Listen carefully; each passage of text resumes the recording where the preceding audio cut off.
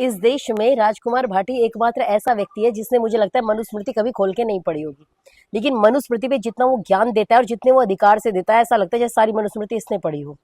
एक श्लोक को तोड़ मरोड़ के परोसना और उसके बाद ये कहना कि मनुस्मृति महिलाओं का अपमान करती है, तो मैं कहूंगी राजकुमार भाटी, महर्षि मनु की वाणी को बहुत ही एकाग्रचित होकर के पढ़ो। और ये जो दोगला रवैया है ना, ये पहले से पूर्वाग्रह से ग्रसित हुए बिना अगर पढ़ोगे तो निश्चित रूप से पाओगे कि जो मनु महाराज ने कहा था, जितना प्रासंगिक वो उस समय था उतना ही प्रासंगिक वो इस समय भी है।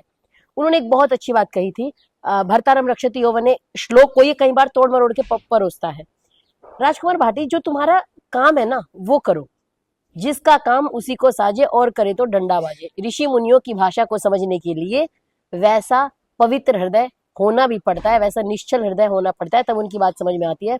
और जो राजकुमार भाटी की रेफरेंस दे करके, जो राजकुमार भाटी का स्टेटस लगा करके ये बता रहे हैं कि मनुस्मृति महिलाओं का अपमान करती है, तो भैया आप लोग थोड़े बहुत पढ़े लिखे लोग तो हैं, मेरा मानना है थोड़ा बहुत पढ़ लिख लो, एक बार मनुस्मृति खुद भी खोल के पढ़ लो। अगर प्रैक्टिकल रूप में देखोगे, पूर्वाग्रह से ग्रसित हुए बिना अगर पढ़ोगे तो निश्चित रूप से तुम्हें लगेगा कि राजकुमार भाटी जो बोल रहा है वो गलत बोल रहा है।